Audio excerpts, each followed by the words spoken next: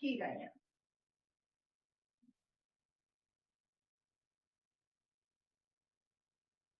So do you know how you're going to do it? You're going to have to call the meeting to order.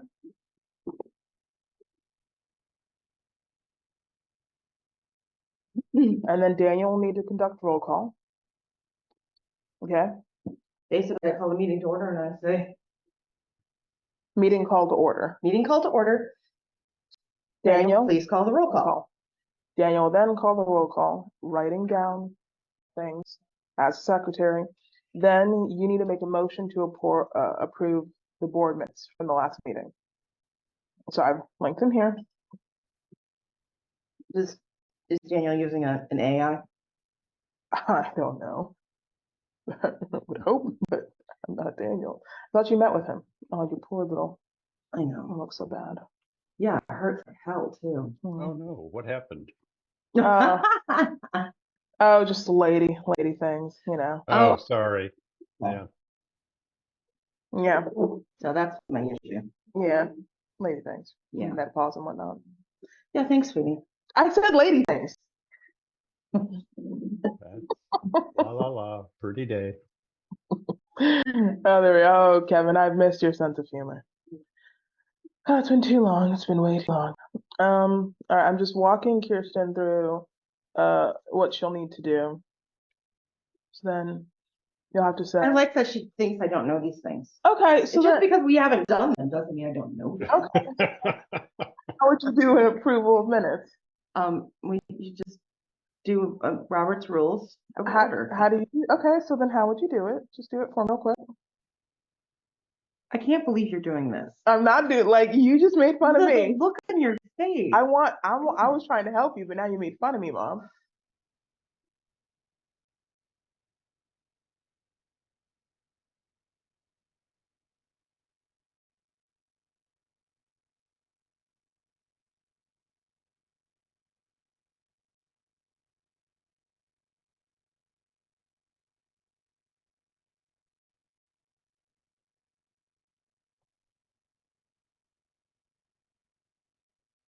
I actually used to teach parliamentary procedure. Did you actually? I did. I don't remember this.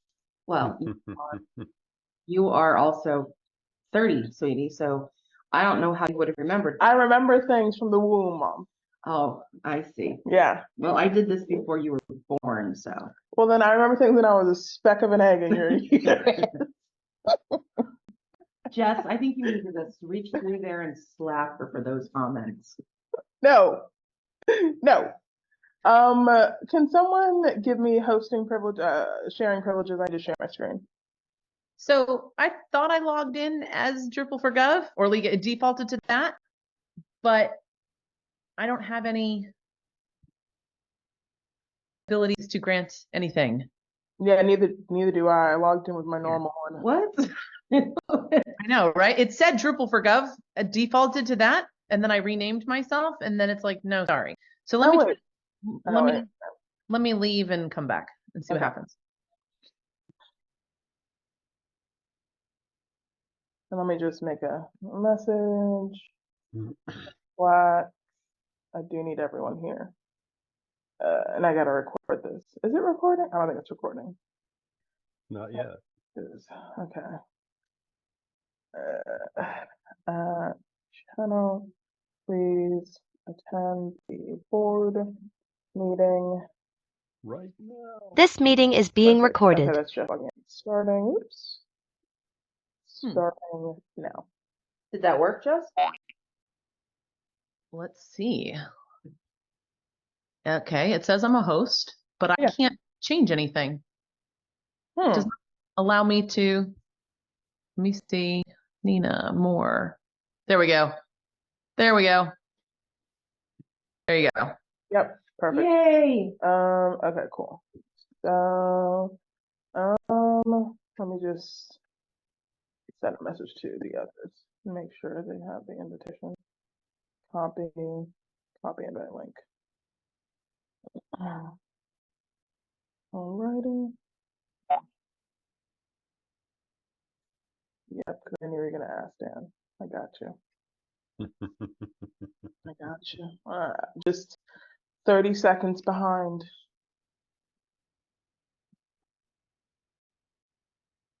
Okay, so we're missing Nika and we're missing Ashraf. I think that's it, right? Bill, Oh, Bill ain't making it. You already know Bill ain't making it. he started a new job. I can see him. Ashraf, Nika. Please attend if you are able.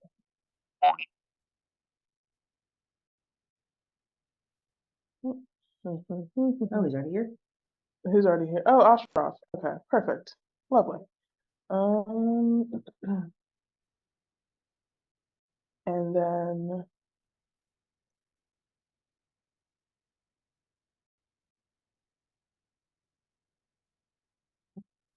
You have enough. I don't. Yeah, we should now have. There we go, Daniel. Okay. Hello, everyone. I'm calling this meeting to order. This is Kirsten, the board executive director at this time. Nina's making me do this all formal-like. So for the requirements of Maryland, the state of Maryland. So now that we have called this meeting to order, it is time for the roll call. Daniel, can you conduct the roll call? Oh, that's right. I also have to provide the time and date. This is noon Eastern Standard Time on November 30th? 28. 28th, because I don't know what day it is. And now on to you, Daniel. Hello, hello. Hello.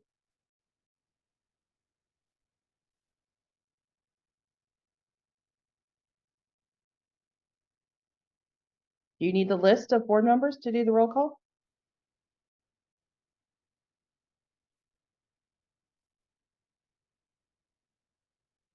Can Daniel hear us? Daniel, can you hear Yeah, us? I can hear you now. Okay, good. Glad to hear that. Yeah, here I gotta get into our notes. Oh, yeah. Oh, there we go. Thank you.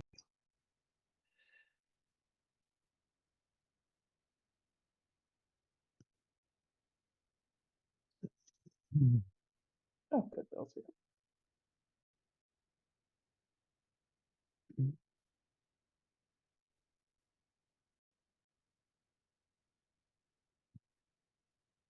Getting all, what is it, Robert's Rules of Order?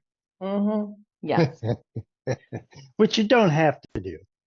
we You don't can, have to do it, but there you are some things in Maryland requirements that we're trying to comply by.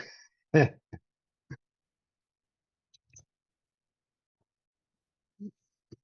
All right.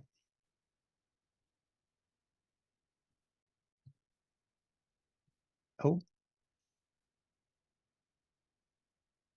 can I get edit access to the notes? Yep.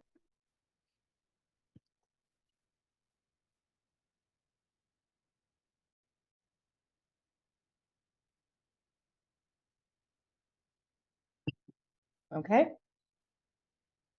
Thank you. Oh,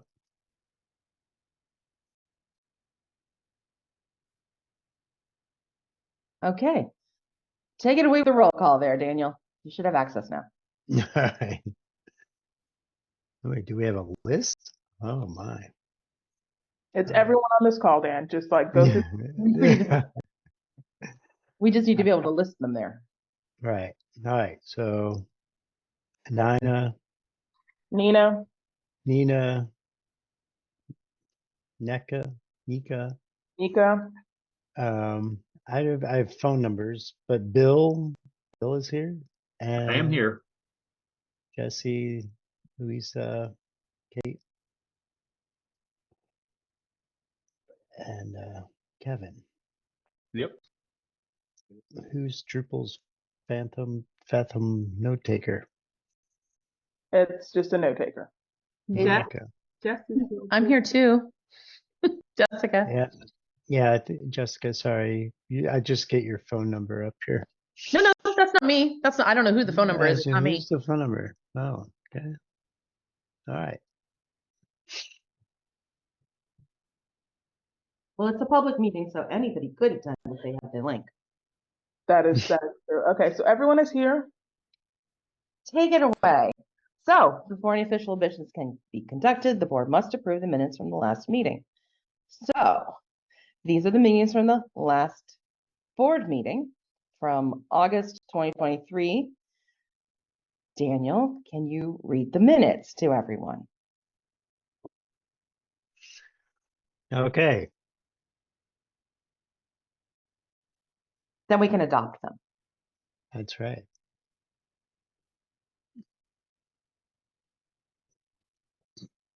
We can dispense with the reading of the minutes.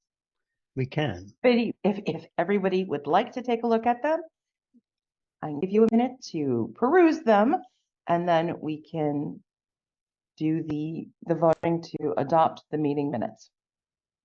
Are we good with that?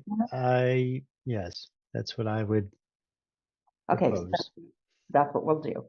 We will dispense with the reading of the minutes, and we will proceed with adopting the minutes. These are minutes from last meeting, which was held on August 22nd, 2023. I am putting forward now a motion Second. to adopt the meeting minutes. We have a second. All in favor? Aye. Aye. All opposed? Meeting and minutes have been accepted. Moving on to the next agenda item.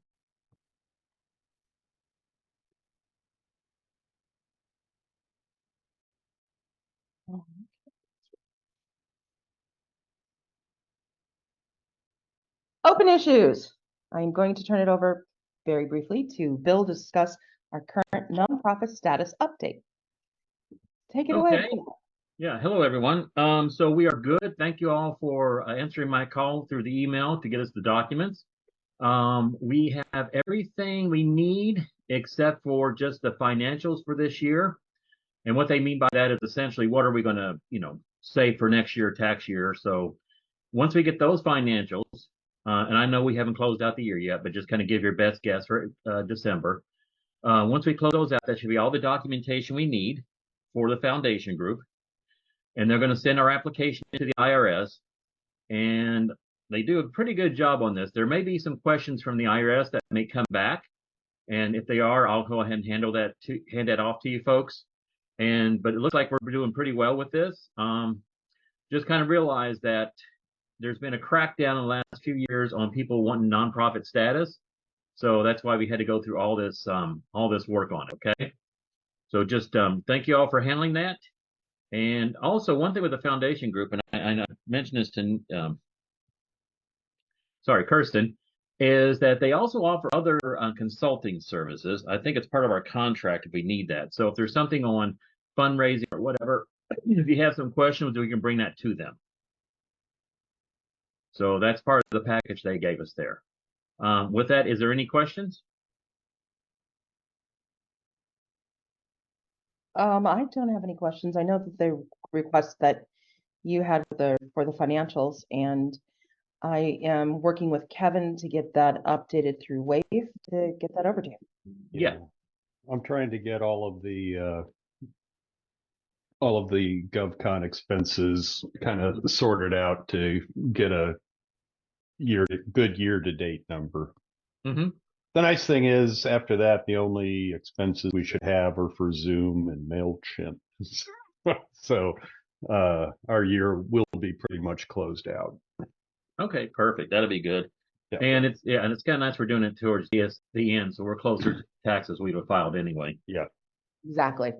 I have one question.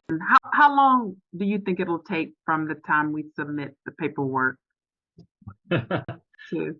Well, it's in the IRS's hands, and now they're supposed to, by statute, if I understand this correctly, they got 6 months to review it.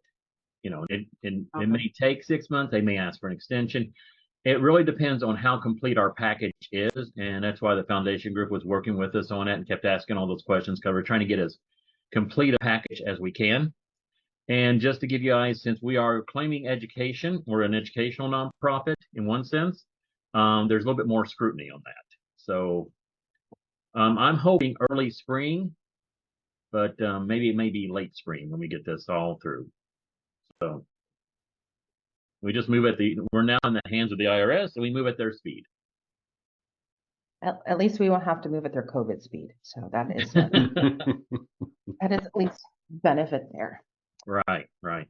So, All right, the next, any more questions before we move on to the next agenda item? All right, so then our next agenda item is board member update. I believe everyone has spoken to Nina at this point about whether or not you're staying on for the coming year. I'm hoping there will be no changes, at least until after the 501c3 status has taken place. But we'd also like to start looking at pulling in new people so that others can drop off and we can start recruiting new board members. I guess this is not a motion. This is just a discussion topic. Couldn't we, I don't know, let's create a committee, maybe? Would there be interest in creating a committee to look at recruiting new board members? And if so, who would like to head that up? Well, we do have our director of recruitment, Eric. So, I mean, He's not a board member. It has to be led by a board member. Oh, and you can pull in Eric. fair enough.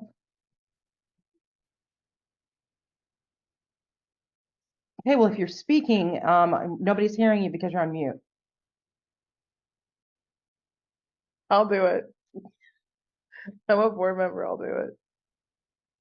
Okay. All right. So Nina's going to take on working with Eric to recruit new board members for the board. I just said that too many times, driving me nuts. Any other comments or questions? If you have any suggestions for people you think would be great for recruiting, please reach out to Nina. Moving on to programming update. Now, but we hear from Nika and Jess on GovCon 2023. 2023? Is Yeah, the there one we anything had. particular? Did you get final numbers on any of the surveys? I noticed that the speaker surveys weren't being completed. We didn't get, I mean, we asked a couple of, well, the email and then a follow on. Just, we get what we get, right? They're a little bit harder to get people to survey them. I apologize. I was less prepared to talk about 2023 than 2024. So I thought we were going to talk more about next year's. Oh, no, that'll be next. I just wanted to get a summary of what we just did and then move on to what we're going to be doing for 2024. No, I would say, like, you know, as I think everybody's aware, this is our first time in the hotel versus NIH. There were some negatives, I would say, to working in the hotel. And I think if the one lesson learned that I walked away from is that a hotel with meeting rooms is not the same thing as a conference space, right?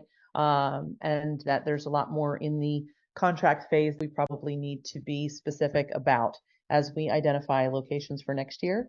The overall feedback from the speakers when I spoke to them and the few surveys that I did look at were positive. I think there were definitely, there's room for improvement in some of our communications, not surprising. And the few comments that I got that were, I wouldn't even say negative. Negative is too negative of a word. Was the space, right? That the session rooms were too small in some cases. The tech for connecting and presenting was a little rough. Nika, do you have anything else to offer around that? No, I agree. Just the presenting and the size of the screens was one of the biggest, including my own survey feedback. Like the size of the screens were one of the biggest complaints that I heard. But I think it went well for our first time back after COVID. It was definitely a learning experience for all of us. Okay, so then let's talk about 2024. So I have two updates for 2024 as it relates to physical space. So one, I went to the Interagency Accessibility Forum, which was hosted at FDIC. Their space is gorgeous. I mean, beautiful. It has large conference rooms. It has smaller classrooms. It has a lot. It has a whole event staff to support it. The drawback, at least in talking to the woman there at that time with Becca by my side, is that there can be no money received for hosting the event there, right? So no sponsorship. So they had sponsors at the event, like they had booths set up, but those people did not pay to be there. And I got differing responses onto like, well, then how did you end up choosing the 10 people who got to be there versus the ones that didn't, right? And one guy told me that it was just an open call and it was first come, first serve. And then somebody else told me, no, that's not how it worked. So still trying to find out exactly how that happened. So I think FDIC has the potential to be a good space if we don't need to collect sponsorship money, which is kind of not how we've done things in the past. But Becca also is going to speak a little bit more with the event person. She thinks there might be some ways that we can still, where Drupal4Gov can still be a sponsor, where the vendors support Drupal4Gov, not necessarily sponsor the event. But in terms of logistics and space, it's really nice. There is an amazing cafeteria on the first floor that is subsidized. So, if we found ourselves without a space, without the funds, theoretically, we could host there and not provide lunch. I had like hot panini chips and a soda for like $6, like totally reasonable. Considering the biggest chunk of the cost of GovCon is catering, if that need goes away, just options, right, for us to consider. There is also housing associated with FDIC, right? So they bring in not investigators. I can't remember what they're called, but FDIC brings in these bank assessors, I think, for training regularly. So there is there's basically like a built-in hotel as well that has is at government rates. So while there may be, we may have to walk a fine line with any money we would collect from vendors, there are opportunities for reducing the overall cost of having it at FDIC, of the event, if we have it at FDIC. So I'm going to keep touching base with Becca to see if she was able to get a little bit more information and find out a little bit more about how they did their vendors and what the real limits are. But it's a very risk-averse organization, and they are in the process. They're going to be moving into Drupal, and so the concern of having vendors that work in that space, and then they end up picking one of those vendors to do their work, right? Is one of their biggest concerns. But it's a great space and it's free. I also heard back from the Marriott in Bethesda, the conference center that we went and visited, and then I spoke with him again this morning because his original quote was in August and it was over a weekend, right? And it was like $30,000, which seemed really low. So we talked a little bit more and I gave him a little bit more detail. I explained to him that we didn't do over the weekend, that we really do during the week. He said that's going to be quite a bit more expensive. But after the additional information I gave him and clarification about what we would be looking for in terms of size and space and timing, he's going to get me an updated quote and availability for July, August timeframe. If we slip out of July or August and go into September, October, he says, if there is space available, and that's a pretty big if, he goes, it is quite a bit more expensive. So more to come on that, but I think and I did also ask for detailed information about AV costs and whatnot, given our experience just a few months ago with not even a month ago with the Marriott. So more to come, more details to come on those, but those are the two updates I have, at least for logistics and potential locations. Okay, any questions, anybody?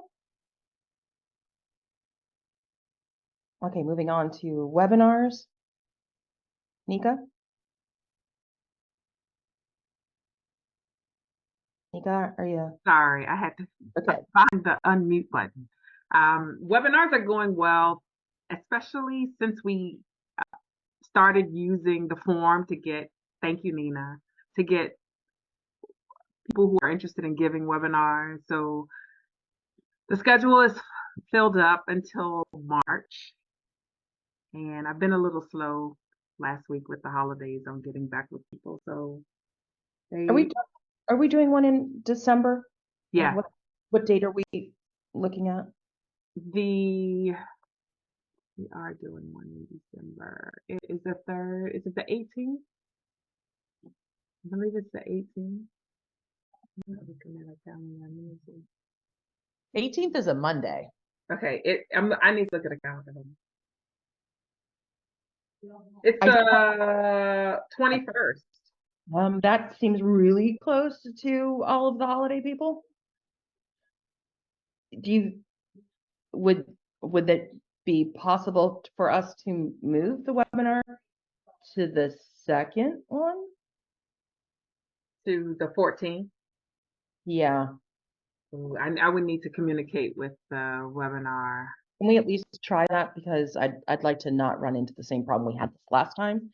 And because when we did the webinar in November, it was unfortunately when no one was around. There's so many out of office message bounce backs.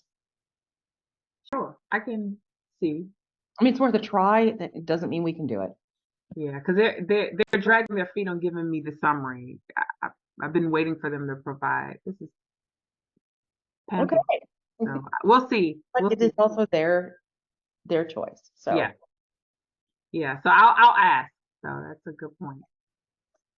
Anybody have any questions about webinars? Okay, moving on to half days. Nina. I've been talking with Carla from Bixel. We have tentative dates for half day. It's either going to be Thursday, February 1st from noon to 4:30, Wednesday, February 7th from noon to 4:30, or Thursday, February 8th from noon to 4:30. And I'm coordinating with her team right now. I have expressed that we're changing how we do half days to be more partnership bound. That way we can get money from her and whoever does half days. So we're not paying out of pocket. I'm currently doing this on a experiment basis. So for the first, it'll be 1,000 from Bixel with quote unquote 1,000 from us. Not nearing that at all. I'm also encouraging Carla to do a happy hour pro bono that she would pay for, but that we would advertise. So I'll have more information on that with the next board meeting. I have a quick question. Well, more of a question, a comment. One of the things also that we talked about was potentially hosting a half day at FDIC if there's not a sponsor as a way to test it out. If that is obviously not for the February one, but for a follow-on one, if you wanted to give that a try, we could try to do a half day there. It would be no cost to us. Mm-hmm. That was actually what I was going to bring up at the GovTech Leadership Exchange. Okay. Okay, well then moving on to Gov Summit, I'm going to take your name off this, Jess, because I believe this is now going to be transferring to me until we can find the final person this is going to rest with. At least as a board member running a thing, it'll be me for right now. Is there, did you talk to anybody at the DA about how they're doing that now? I did. I talked to Megan. She is the new contracting event coordinator, and she spoke to Vaughn before they left. Mm-hmm. And got a list of folks who volunteered. Not one name do I recognize.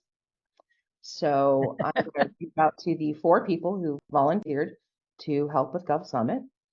And I was also speaking to them about how we do Gov Summit and making changes to that so that it's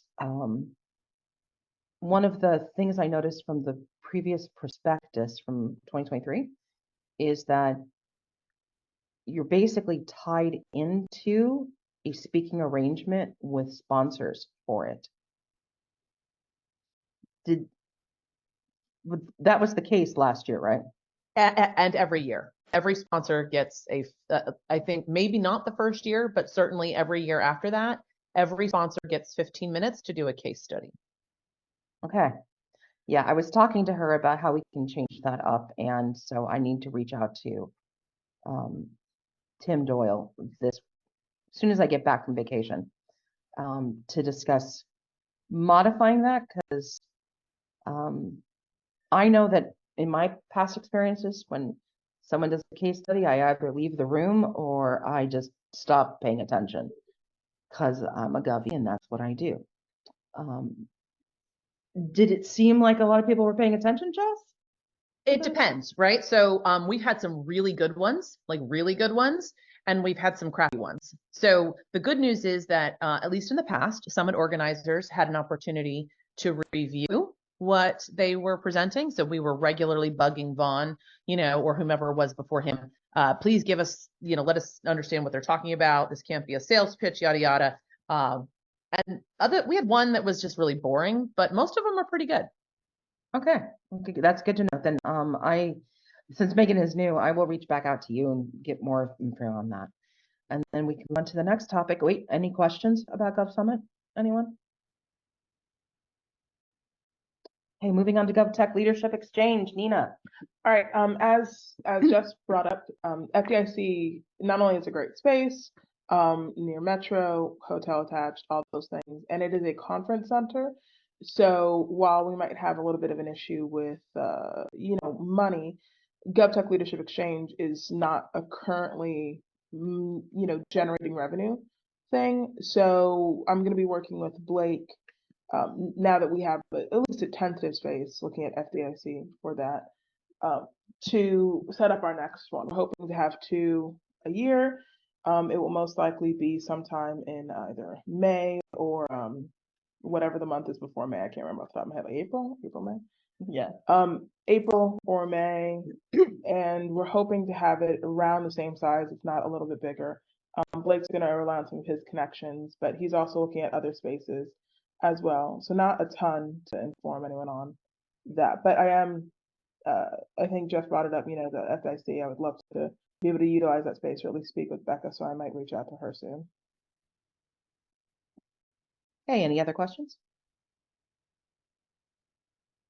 All right, moving on to Kevin, Treasurer's Report. Kevin, take it away.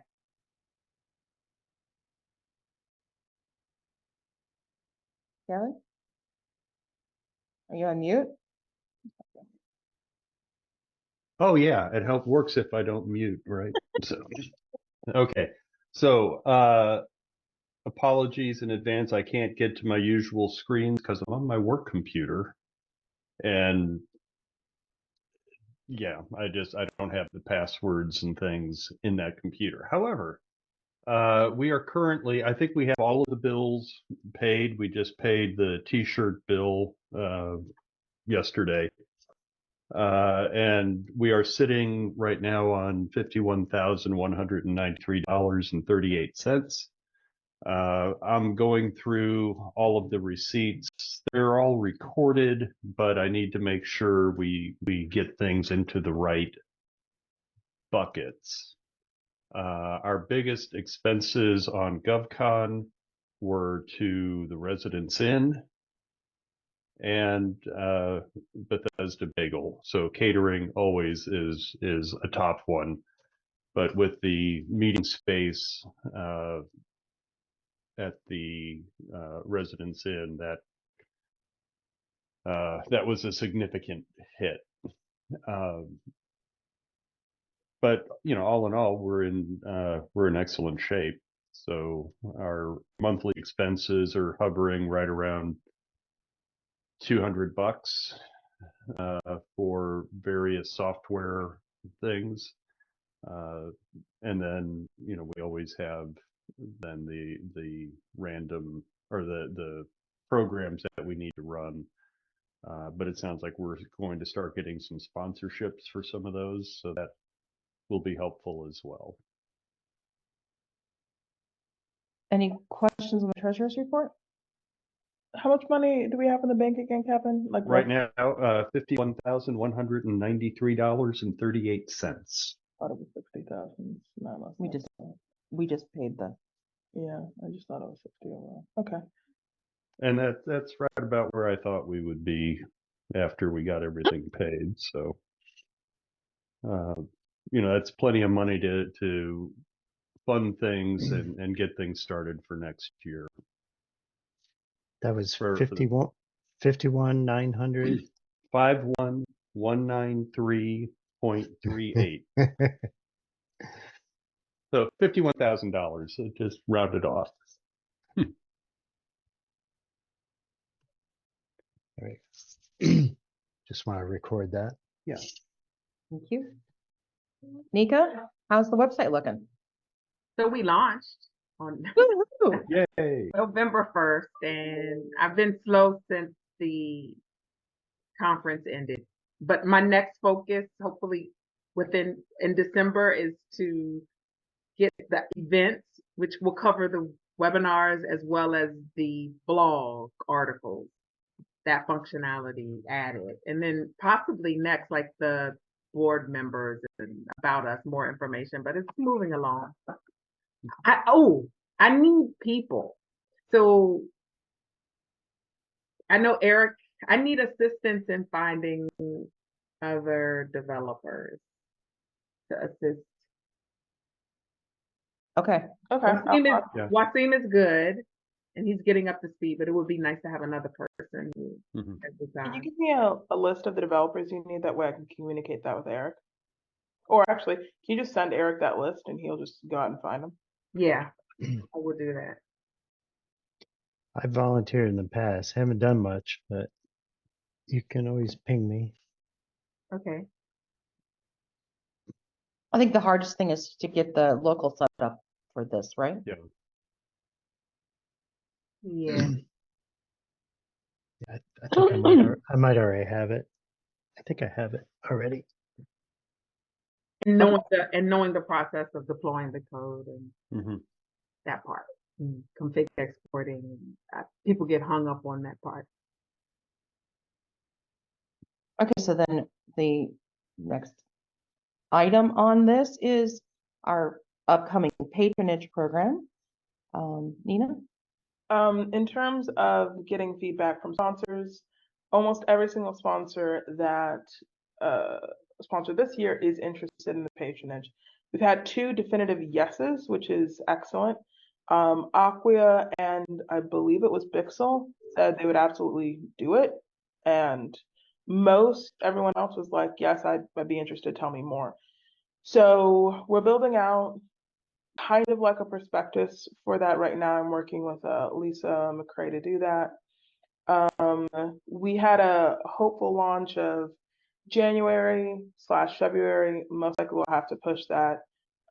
We would like to do it in line with the nonprofit status. So when that comes through, just to make sure everything's on the up and up, that's when we would want to launch it, just because it will be a significant amount of money if my projections are correct. I'm currently projecting once that launches, again, with the people that have said yes or are interested, around 50,000 in revenue for our first year from that patronage.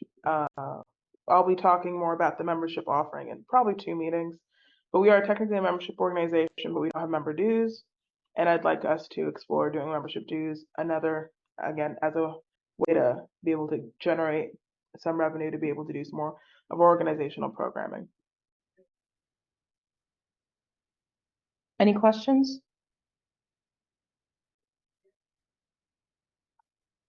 Okay, then we're also one more item under the general nonprofit is the internship program. Internship program's going well. We actually have 2 of the interns here now. Kate and Louisa, who are both the project management interns. Shout out to our interns. Yeah, shout out to our interns. Woo! Very excited. Thank Yay. you. So that is going well. We've reached the midpoint in terms of the fall internship. So Wasim is also the other third intern. We've changed from an administrative internship program to a project management internship program just for marketability, but also more because that's what we end up doing a lot of the time. No one's getting coffee here.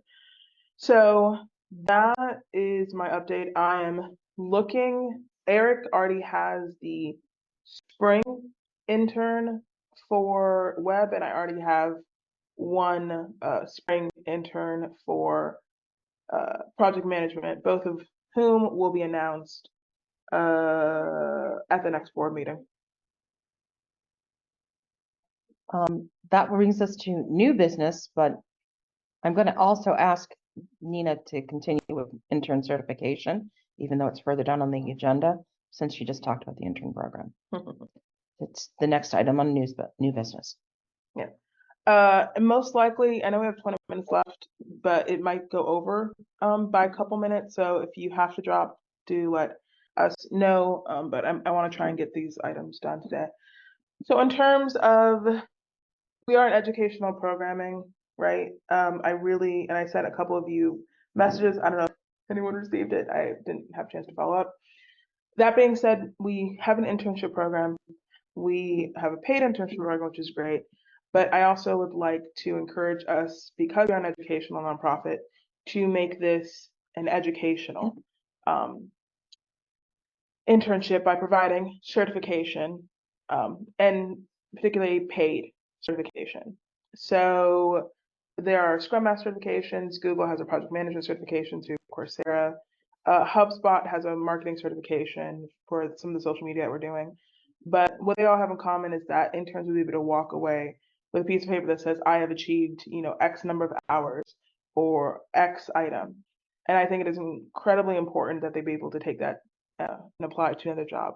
So I am proposing that we have a path toward certification for our interns who successfully complete this program of up to $300 per intern. Are you presenting that as a motion? That is a motion. All in favor? I will second the emotion. The motion. I just said emotion. I will second the motion. My personal feeling is that certification I used to hate, absolutely hate, and honestly, it just makes them more valuable. Yeah. Are we looking to reimburse them for certification? So we'd pay directly. Okay, and hope they pass. That is a good point. That is Kevin. a good point. I would, as someone doing the certification program, I think they'd have to complete a certain amount of weeks before we were to do that, because it is a loss just in case they don't pass. Mm-hmm. So that is a risk we're taking, but I think after the 6-week point in a 12-week amount, that's what I would think they should be able to pass. So I have a question. I like the idea, but so it depends on so Louisa, what would her certification be? Scrum Master certification. So it depends on their focus within the, okay. I think they've both even selected an option. They have. Kate is doing a HubSpot certification right now, and Louise is doing Scrum Master certification. I've also encouraged them to look at other Scrum Alliance ones, Google project management certification. They would have to be in relation to what they're doing within the internship. Kate's going to be doing social media for Drupal4Gov. That made sense. She's also doing, or she will be presenting on personas, so she's doing a little bit of marketing there for our sponsors. So doing HubSpot made sense for Kate. Similarly, Louise is doing a fair amount of project management work generally, so we talked about it, and the Scrum Alliance Scrum Master certification made sense for her. Any other questions I can answer? What about for Wasim? I am not Wasim's manager. So that would fall to Eric and Nika. That is He an could do an Acquia search. Right. I was Yeah. going to say that. do an Acquia cert, yeah. So those are like $120 or $150, something like that. And I'm trying to get some deals with Acquia so they can reduce that price. So if no questions, motion. Then it's all in favor, say aye. Aye. Aye. Aye. All opposed?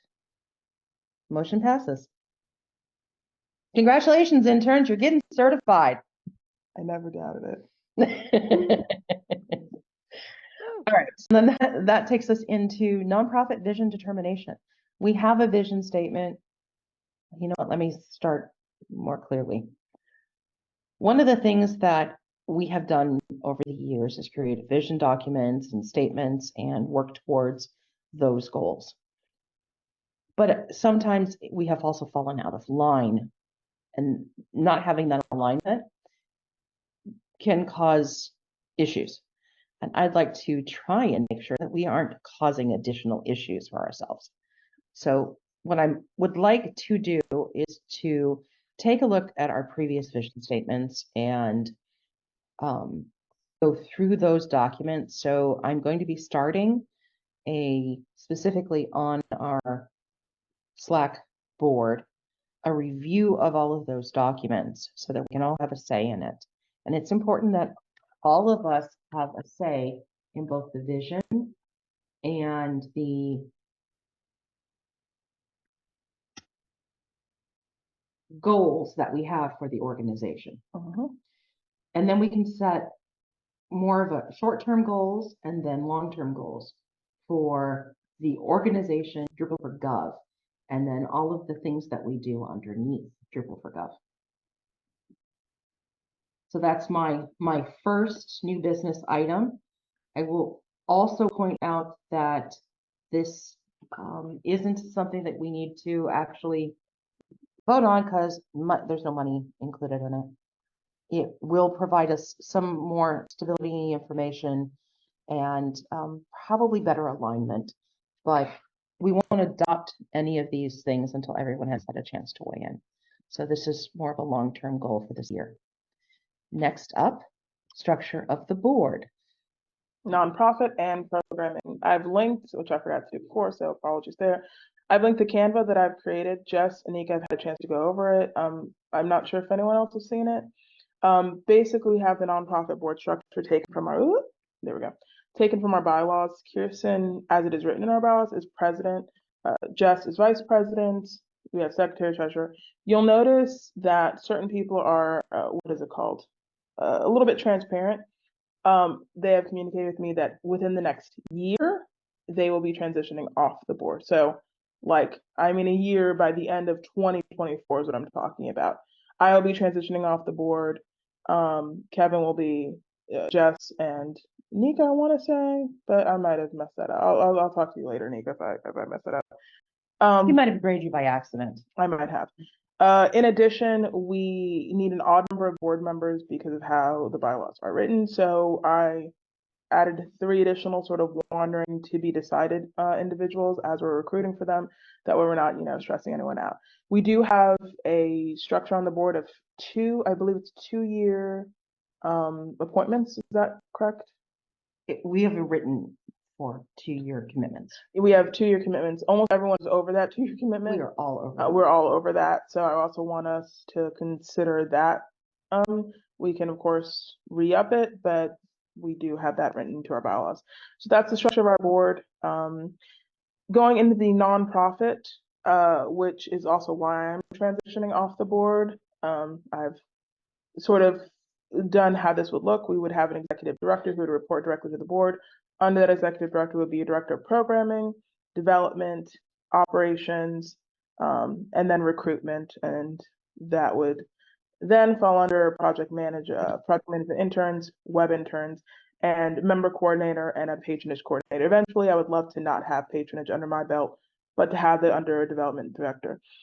Chris has communicated that he does not want to be the fundraiser and development director as the job is currently, which was a lot of what Amy was doing.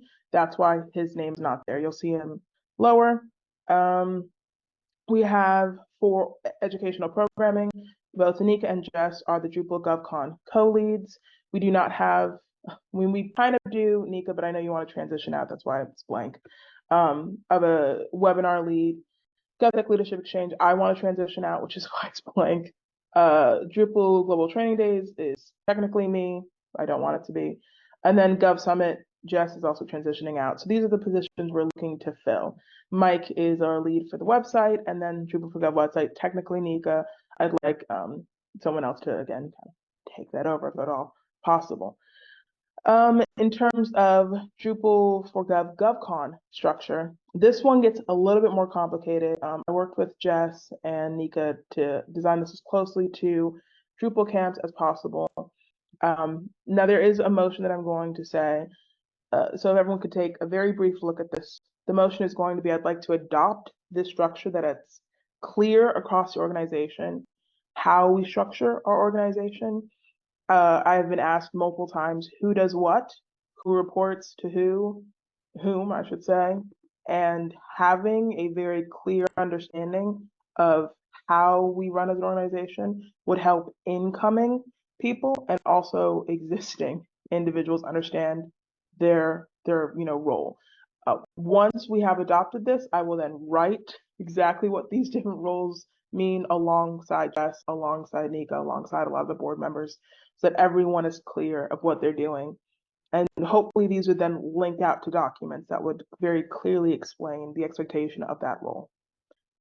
So, any questions?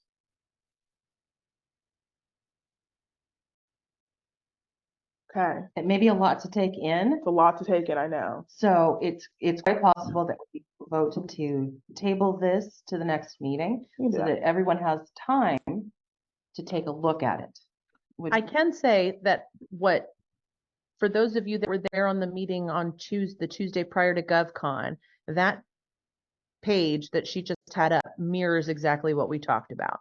So I went through and just validated against the notes, all the things, the different committees that we discussed, and the feedback we got from those who had been serving in those roles and what they felt they needed. That is all reflected here.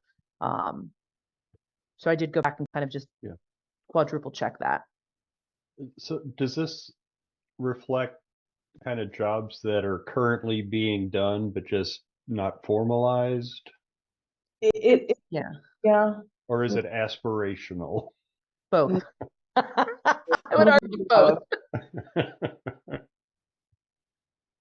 So the positions like committees, right? And those there are people functioning in those roles, maybe not as formally as they are defined. And then there are in the bubbles below the leads, there are identifications of we need people specifically for these things, right? Like under the, I think it was the sponsorship committee, right? There was a discussion about we need people who specifically can deal with communications, right? We need, and we need people that, and a training coordinator needs to be their own person. So like we have a training coordinator, that's somebody we already have, right? But some of these other sort of breakdown of responsibilities would ideally be with different people. And so that was one of the things that I remember when Chris was talking and Nika was talking about, hey, it would be nice if we had extra people to do this. Like this was sort of the size of the team that they felt would be helpful and the roles that they would fill. The only thing I'm seeing here that I think would not be in the best position is your event designer. The design work really comes out of you two. So you should probably have that person higher up somewhere or even just reporting directly to you. I mean, lots of people will try to have conversations with them and you should definitely not allow that because you can't design by committee.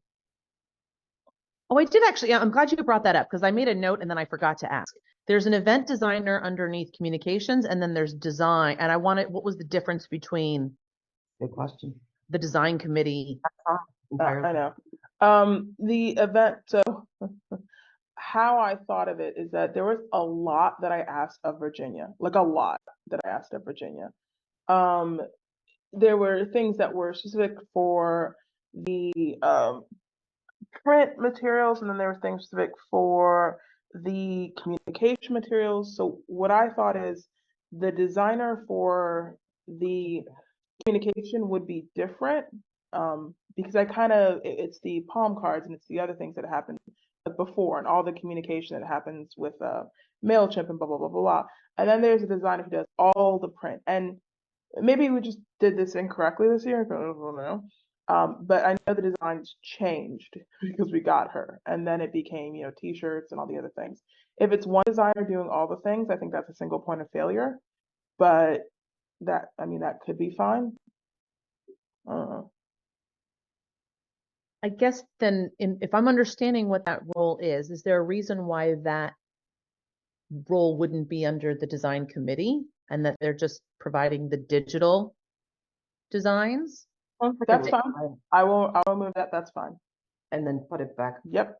Because that way, because they're all the same theme, right? They would be working together with the palette and whatnot. That works for me. I'll make that change. Any other? That's the only thing I saw that was. Yeah. Good catch. Thank you. I saw it and I made a note and totally forgot.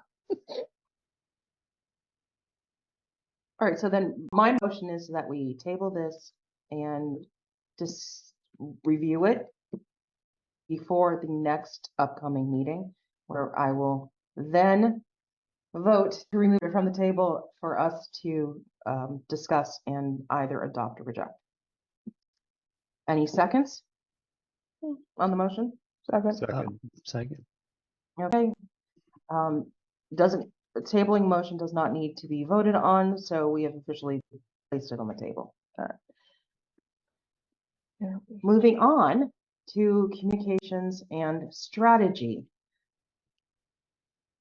Part of the review of our vision and goals is going to be how we're going to communicate this and what's the strategy behind, again, how we're going to communicate this.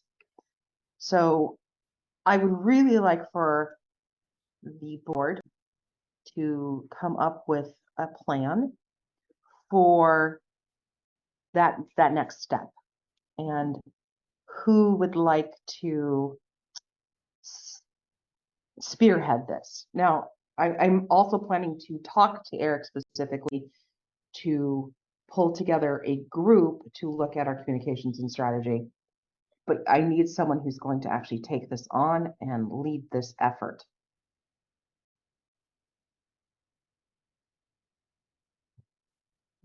This is the whole shebang, like For the nonprofit. overall for the nonprofit. It's so that when we're trying to do social media, let's say LinkedIn, for the nonprofit, that we're not stepping on the toes of GovCon, and that we're making sure that we're getting information out about the webinars, and that we're creating a way to basically monetize LinkedIn for the patronage.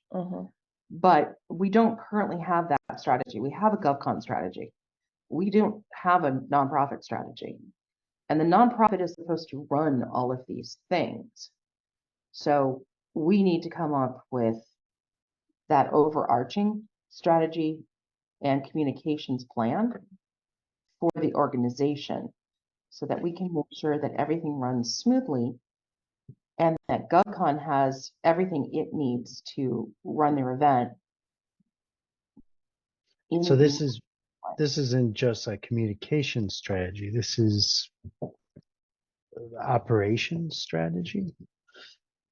I know I'm thinking of it as much more of a communications strategy, but there could be overlap with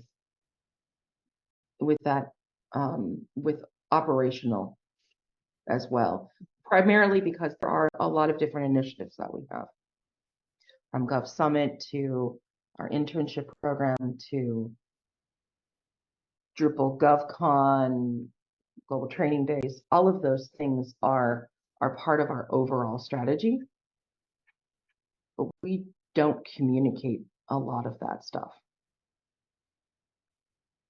So yes, I think that's true, Daniel. There is going to be some overlap.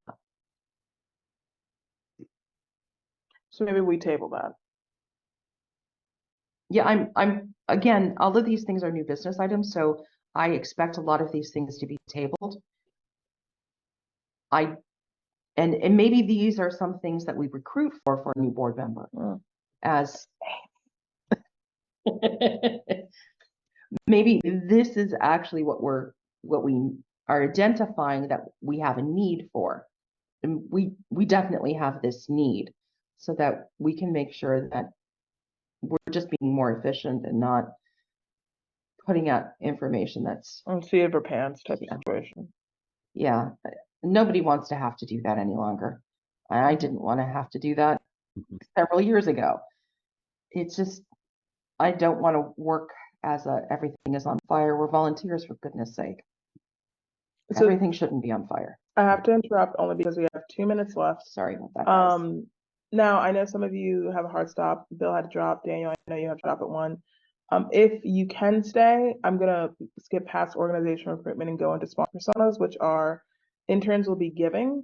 However you guys want to organize that. But what's important here is that we have a lot of information and a lot of data, which our interns have happily gathered together to give us personas of who is sponsoring our event, but also who is attending our event so that we can make more concerted efforts, move forward with the strategies that we have with our programming and things like that. So I'm going to turn it over. Louisa or Kate, do you have sharing privileges? I'm not. No. Can I interrupt? Can I interrupt? Going back to the last topic, I think I really missed us not doing like something in the afternoon when we met in person around a lot of these things, and maybe we should consider like a virtual, retreat meeting. Oh, I like that idea. Yeah, Because I think we're not able to act on a lot of this because it's kind of all, I think it needs to be discussed and sussed out and stuff. So I think it would really be helpful to kind of do a deeper dive into some of these topics. I think that's a great idea. Yeah, excellent. I will put together I guess, a Moodle or a Calendly so that we can pick the best possible time for everyone.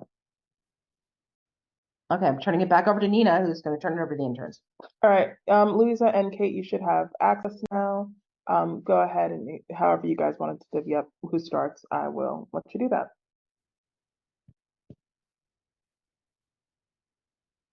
I don't mind starting. Let me see if I can get this to work. In the meantime, I'm going to share it in the chat so that everybody has access to it, so they can follow along as they see fit. All right, so I dropped in the chat. That's if this screen doesn't work, which it should.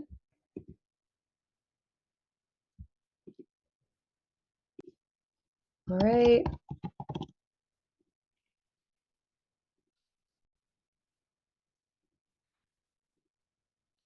Let me try one more time. There you go. All right, is that working for you? Yep. Yep, you're set. All right, awesome. So perfect. Well, good afternoon. I'm Kate Deary, one of the project management interns, as previously discussed.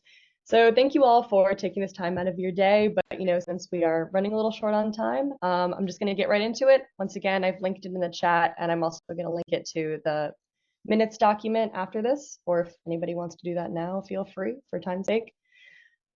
So what are we doing? I wanted to spend my section of this meeting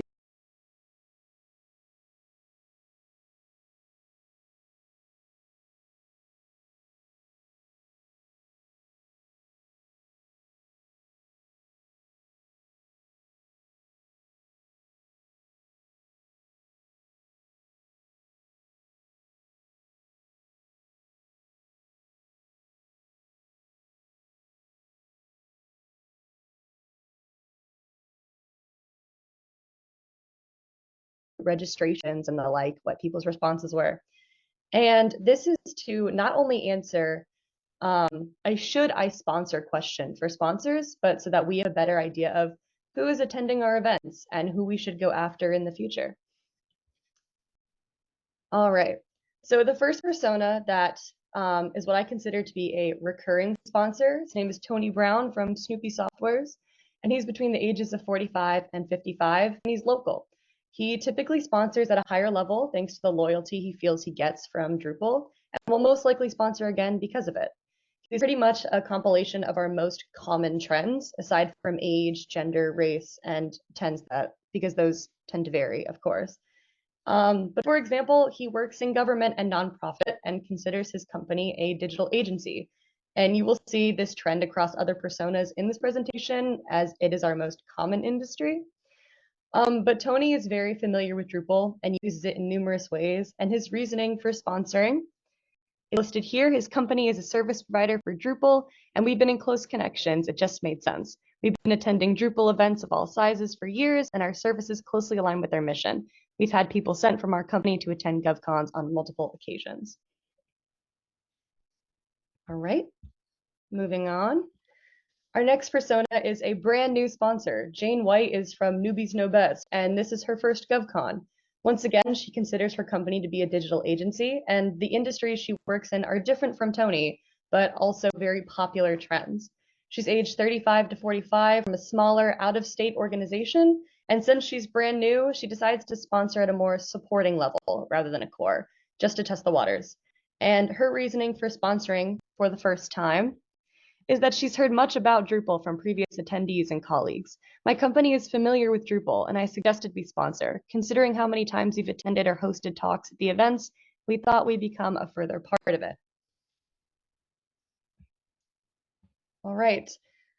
Thomas Johnson from Train to the Top is a high-level and recurring sponsor, but he only sponsors at the trainer level rather than core level. He's 30 to 40 from an even smaller organization, but he's local and a high rank within his organization, which is down there. I'm going to scroll a little bit more. He works in a variety of fields and considers himself a Drupal master, which makes sense as a trainer. And Thomas considers his company to be Design or Development Shop, which was a popular choice on the 2023 GovCon registration for most sponsors and attendees. And as a trainer, he says his reasoning for sponsoring, once again, is that I will always attend the Drupal GovCons to provide Drupal training services. We teach highly in-demand software development to people of all backgrounds and experience levels. We develop and maintain a standardized, up-to-date Drupal curriculum and also offer custom courses to address specific training needs within your organization. All right. Looking through these registrations, I've noticed that not all of our sponsors are locally stationed. In fact, at least 2 to 3 this year are considered international sponsors. Carmen's company from Red Capes Incorporated is located in Canada. And because of this, she's only attended a few GovCons because there are a lot of external factors she has to consider as an international sponsor that other local sponsors might not have to think about, like traveling. So her sponsorship level tends to vary. But she's 30 to 40 years old and is in the field of business and marketing, specializing in sales and advertising.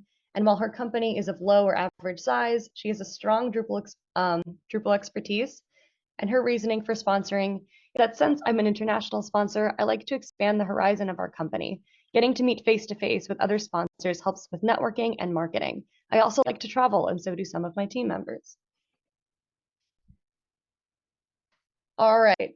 Now, this persona is a bit different from the others. Martin is what should be considered a negative sponsor, someone we don't want to sponsor at all because of the complications they provide us with. Martin is 30 to 40 from a larger out-of-state organization. He works in all industries because he can come from any background, and his sponsorship tends to vary. He hasn't been to many cons because of how he uses them to host happy hours and other such events. Martin uses our hard work as an opportunity to pitch his own company at an after party and even make some money off of it. Beware, he's a Drupal master, and he may try to reach out again at the last possible minute. And Martin says his desire for sponsoring is that I've always been interested in attending Drupal events, but I hate the costs. I'd prefer to send a gift instead of a check. That way I could bring in more revenue and marketing for my company. GovCon provides the venue and the attendees, and I provide the sales pitch. All right. And our final persona of this presentation is Gloria Smith from Tweety Scouts. It's her first Drupal GovCon, and she herself is only a beginner, but she's from a large and local organization that's familiar with us. She's not at the C-suite level, but she's in good standing with her company. However, she didn't pay to sponsor. They didn't pay to sponsor, but sent a few employees for various reasons. It's people like these that we want to encourage to become sponsors, especially if they're familiar with Drupal and its events. And Gloria says her reasoning for attending is, while we didn't pay to sponsor, my company still sent a few employees out to scout the events. We're here to make conversation with sponsors and network for our company. However, we might have sponsored in the past. This year, though, we're only sending a few speakers or volunteers. So thank you. That concludes my presentation on sponsor user personas. Are there any final questions or anything before we move on? Kate, can you send a follow-up email that has this in there? That way we can discuss with the board some of the companies that we can link to these, not necessarily on this recorded meeting, Exactly. but that we will post on YouTube because it's no board meeting. But it is interesting to be able to see what you're talking about. Yes, and thank you so much. I think that was awesome. I don't know that we've ever had an understanding of the sponsors, but I think a lot of us were having a bit of a side conversation saying, oh, I wonder who that is. So well done. I think you captured a lot of our sponsors very well. So thank you, Kate. Yeah, thank you. And I will definitely send out an email with this. All right.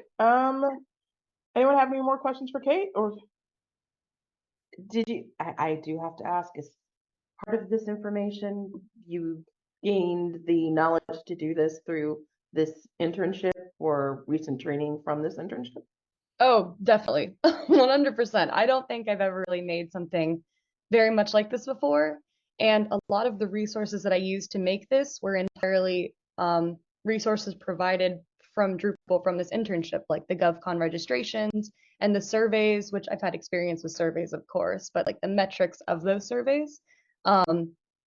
Through these little meetings and everything like that, I was able to understand what they mean and incorporate them into a more visually appealing piece and then present it. So yes, definitely I was given lots of skills for this from the internship. Great. I just love hearing that. I love that the internship program is working. hashtag sound bites. Just gonna testimonial. Right. Well, great. Thank you so much, Kate. I know we are far over, so I'm going to turn it over to Louisa to give us our next presentation. Alrighty, so let me put the link in the chat for people. Well, okay,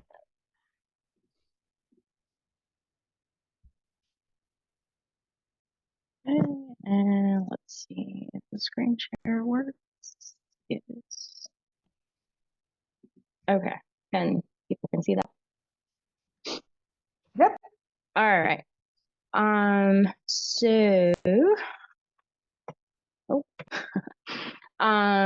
everyone, hi, I'm Luis Gallego. I'm the other project management intern, and today I'll be presenting attendee personas and information and recommendations for CRMs and project management software. And I look forward to your feedback and what I can learn from this presentation.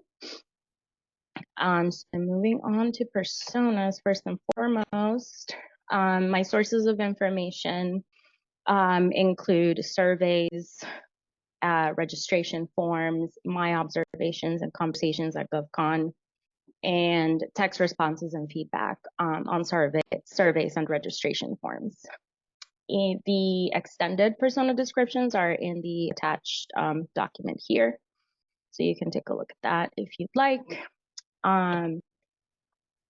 First, I have a testimonial that I would love to read that I really liked. And this is the conference's diverse sessions provided a wealth of knowledge and experiences, though the challenge of attending them was alleviated by the availability of session recordings. These recordings are now invaluable resources, ensuring that even missed sessions contribute to my ongoing learning and the improvement of our projects.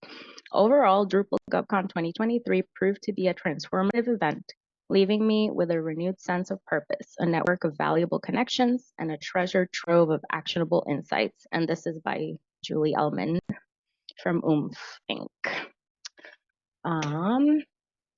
So first up, we have Brian, the senior developer. Brian is 45. He's a man. He is white. And he has been a developer at a federal agency for over 10 years and heard about Drupal4Gov at a regional Drupal camp several years ago. He has a lot of experience and expertise to offer and has been thinking about moving up to management. The increase in pay wouldn't hurt either, as both of his kids will be going off to college in the next couple of years.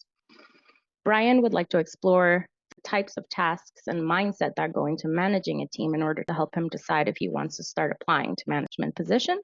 He'd like to connect with industry experts and thought leaders to discuss their experiences in management. And his pain points include attending events that do not provide enough signage, such as venue maps. Then we've got Andrew, the junior developer. He is 25, male, white, from the DC metropolitan area. All of the attendee personas are from the DC metropolitan area. That was the majority by far of the attendees from what I could find. And so Andrew is determined to become a master developer. He's been at a state agency for a year and is excited about the growth opportunities. He understands the value of networking and is always on the lookout for learning opportunities. He heard about GovCon from a senior developer on his team. His goals include he wants to know Drupal's capabilities inside and out. He loves creativity and collaboration that open source software like Drupal allows for. He's eager for opportunities to connect with experts and leaders to learn about how they use Drupal and what business needs he may fill with his contributions. And his pain points include attending trainings lacking inappropriate tech, such as a large screen that's easy to see. And we've got Kelly, the senior project manager. Kelly is 38, female, white. After 11 years at a couple of digital agencies, Kelly knows how important it is to stay abreast of the ever-changing technologies used for strategy and analytics. She heard about Drupal4Gov from a colleague earlier this year. And Kelly's goals, so Kelly's team has recently changed, and she would like to be able to train new team members in the latest tools. Although she's a seasoned project manager, she's also interested in any information and skills that will help her manage and support her team through the change more effectively. Her pain points include attending events housed in more than one building. And the last persona we have is Melissa, the web content manager. Melissa is 33, female, Latina. And although Melissa is an experienced web content manager, she's new to city agency work and wants to make her transition as smooth as possible. Melissa's supervisor suggested that she attend Drupal4Gov events to help her with the transition into government work. Melissa would like to expand her knowledge and skills regarding Drupal's content management capabilities and how they're used in the government space. She's especially interested in web accessibility for both content authors and editors and city website users. She'd like to understand how to take full advantage of relevant Drupal integration, Section 508 guidance, and information architecture best practices. And her pain points include attending sessions in small rooms and no signage when the room is full. And then I just had a couple of points from everything that I saw in the information. So obviously, the one pain point that I found across the board from the information I had available was the venue, which we know that people were not a fan of. We had this kind of feedback in both GovCon and the Leadership Exchange. So working toward booking venues that meet attendee needs, such as one location large enough to comfortably accommodate attendees, equipped with the appropriate technology, more signage overall. And then Another recommendation that came out of this would be just working toward a more robust social media presence in order to market Drupal4Gov events to a larger and more diverse audience. And so that's the end of the attendee personas. Does anybody have any questions about that?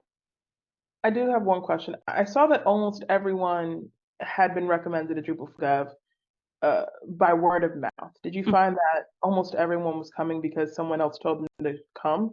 Yes, it was mostly word of mouth. There were some people who were on, maybe received the newsletter or were on some kind of list. Like I saw a couple of people who said they were on some kind of content management list and they got the information, but largely it was word of mouth at camps, at DrupalCons, or the company sent them, or just like from coworkers. I wonder how many more people we would get if we had a strategy. Communication strategy. Right. If we get 400 from word of mouth. Mm-hmm. I mean, impressive. No, I'm like, that's really impressive. It's just well done. Anyone else have any questions for Luisa? No, that was definitely my question too.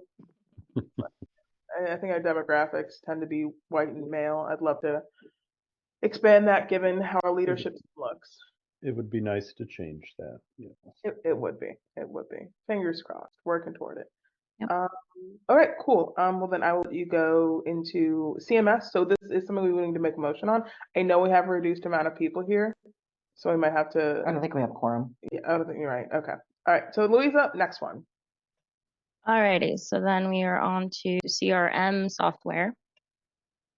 I looked at a few. Boomerang being number one. Okay, sorry, I need to look at where I am for this.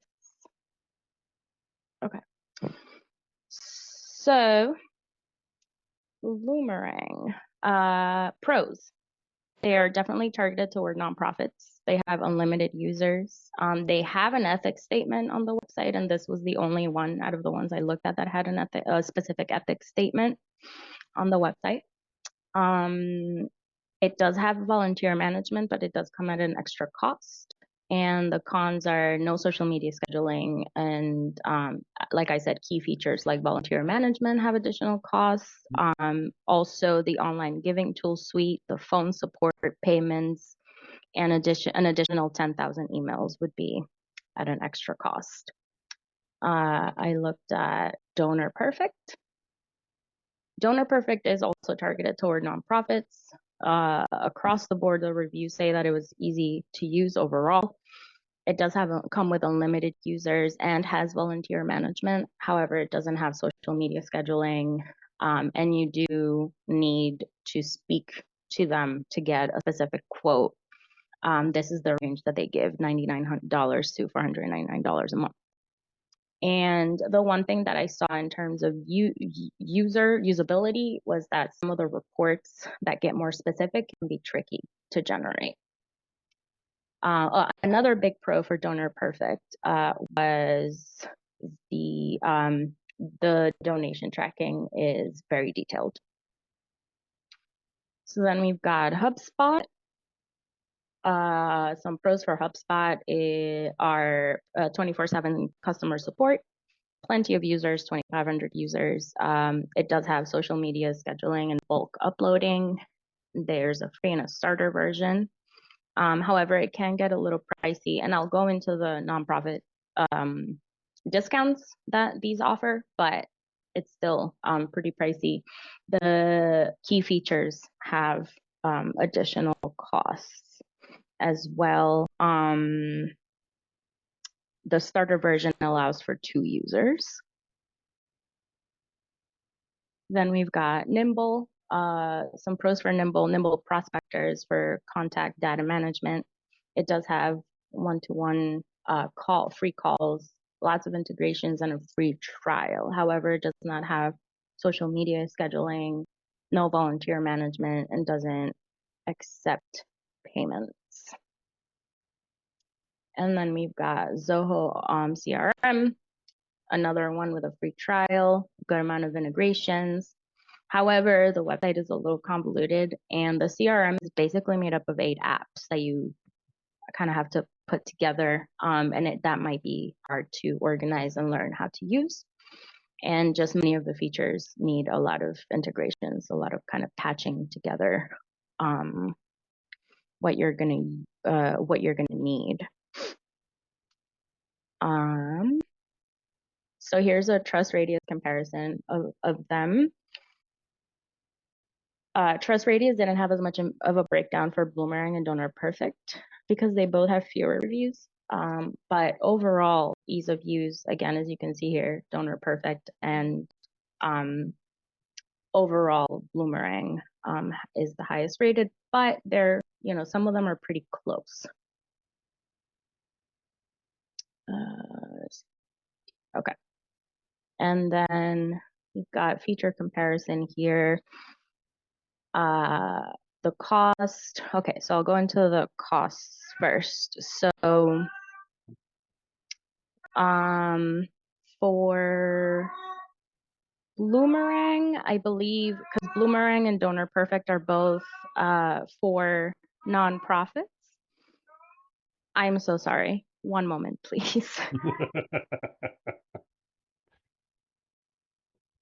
Feed the cat.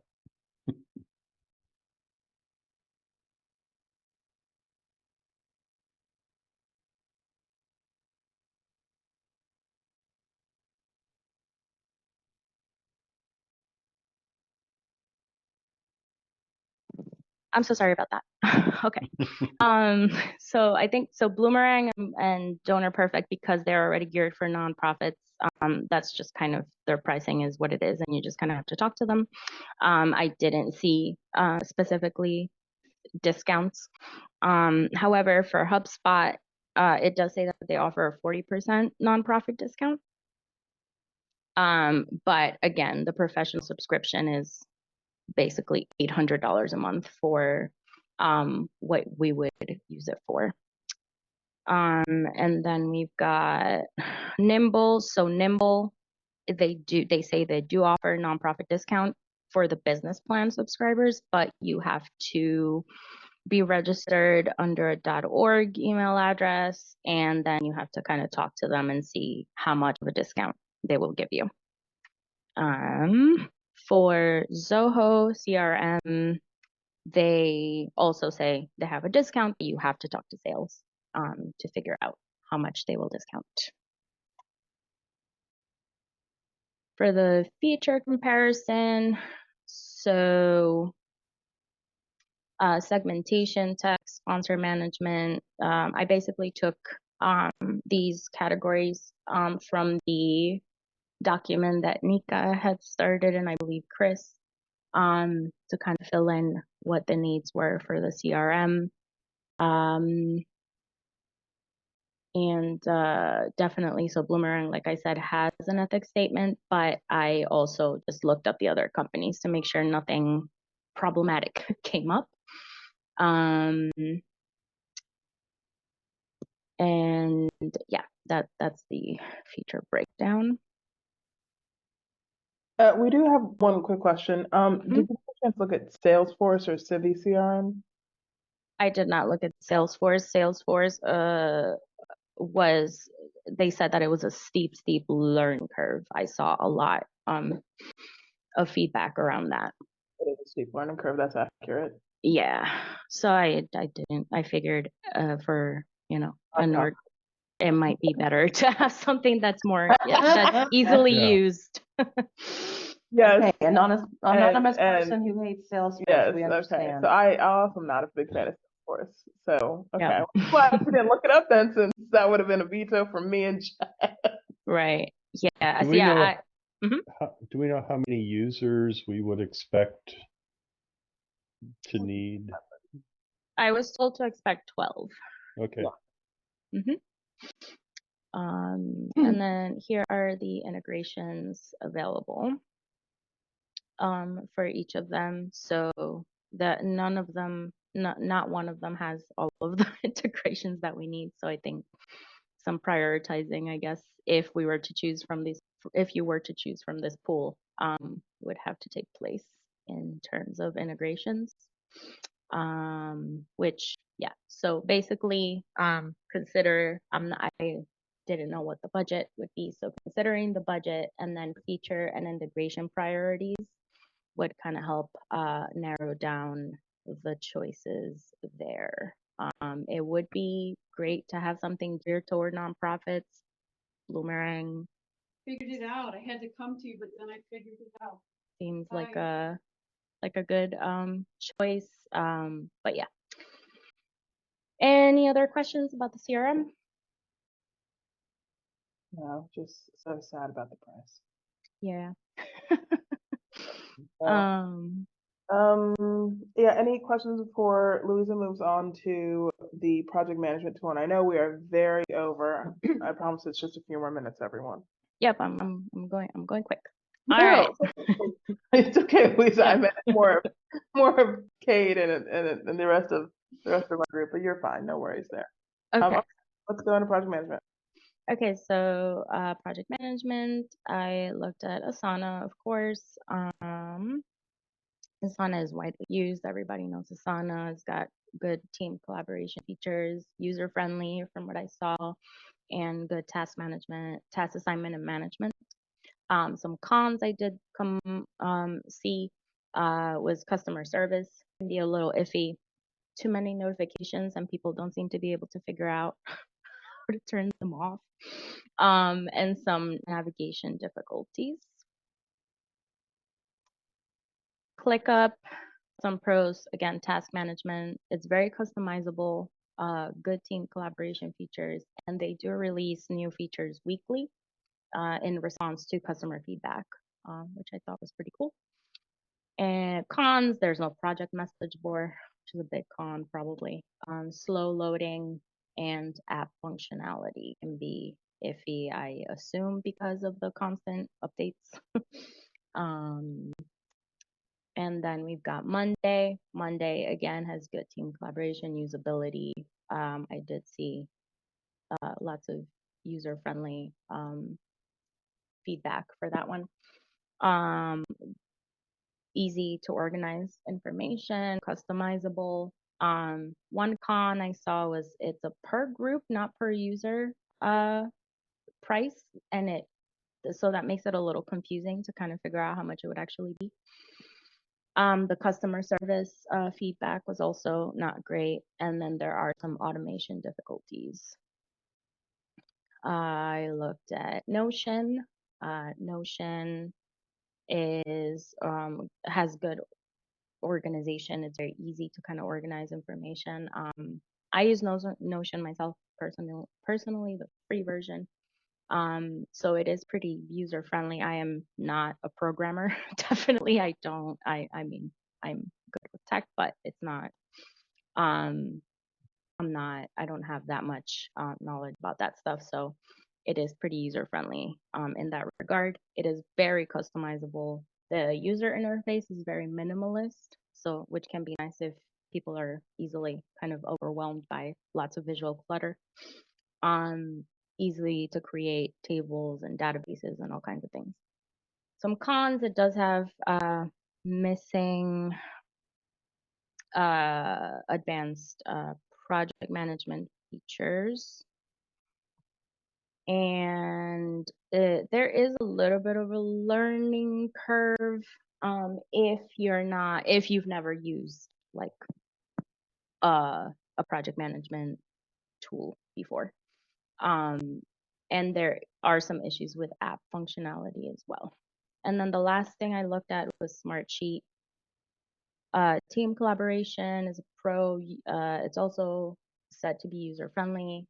It's got good automation features, easy sharing.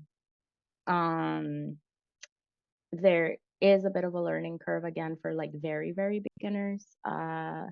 There are add-ons like tracking and resource management or require add-ons, which is unfortunate. And there are no real-time updates, I read, which is strange and not helpful for project management. So here's the feature comparison.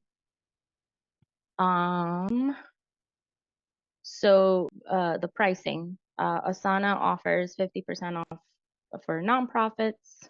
ClickUp, they say they do offer a discount, but you have to contact support. And Monday says eligible nonprofit organizations can enjoy the first 10 seats for free. And for any additional seats, a 70% discount off the pro tier price in the same bucket pricing as regular plans. And then for Notion, there is a 50% off discount for nonprofits on the Plus plan, which is the $8 plan. And Smartsheet says they do offer a discount, but you have to contact support. Yeah, and for Asana, it's 50% off as long as you show 501c3 status. Right. Yes, these are all 501c status discounts that I just went through. Wait, so I'm sorry. It is. Are the numbers here with the discount or without the discount? Without the discount, yes. Yeah, Okay. yeah. Gotcha. Yeah, that's just the regular pricing, and then take off the percentages I just went through. And yeah, again, once you figure out the budget, I think it'll be easier to narrow it down. And then, well, the good thing about these is that they all pretty much have the integrations needed. Though some of them, like Smartsheet, you have to do Clockify with Zapier, and Asana, you have to do metrics with Grow, apparently. And it's with something called Nightwatch for reporting. But other than that, it seems like they all have the stuff we need. And yeah, that's it. That's it for me. Thank you so much, Louisa. That was awesome. Well done. Nice job. Thank you. Okay. So I know we are 35 minutes over. I deeply apologize for that, everyone. Let me skip back over. I do need you to adjourn. So I'm going to also table the rest of the new items till obviously December, and we will be able to go a little bit more quickly next time. So I am going to adjourn the meeting. It is right now 1:34. Yeah. 1:34 p.m. on November 28th, and I am asking for a second to adjourning of the meeting. I'll Real second. quick, when is the December meeting? Because the fourth Tuesday is the 26th. Well, that would be a bad day, wouldn't it? Yeah. Yeah. Let's have the week before.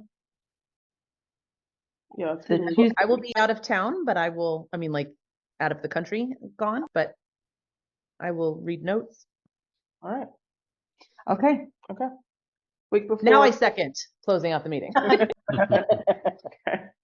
And all in favor of adjourning? Approved. I don't have quorum anymore. All right. Remember, The recording has stopped. these recordings are we're going to post them on YouTube because that's how we need to Open do meetings. It's open meetings. So these will be posted on YouTube. So Louise and Kate, woohoo! Your thing will be seen by probably 3 people. You'll have a terribly high following. But thank you for all entertaining that and doing the quorum. Yeah. I appreciate it. But same question I asked Kate, Louisa. Yep. Do you feel doing the personas and all that work that you did you have these expertise prior to this internship? I definitely learned, I've done tons of presentations, but in terms of the content, I definitely learned a lot about CRMs and project management. I had never put together attendee personas, but I had read about them a bit. But I did learn a ton more about how those are constructed and what kind of information to look at. And again, it was all available through Drupal4Gov resources, surveys and registration forms and things like that. And I was provided with examples and some things to start with. So definitely, definitely all provided by the internship. Great. All right. I really love hearing that. Bye, everyone.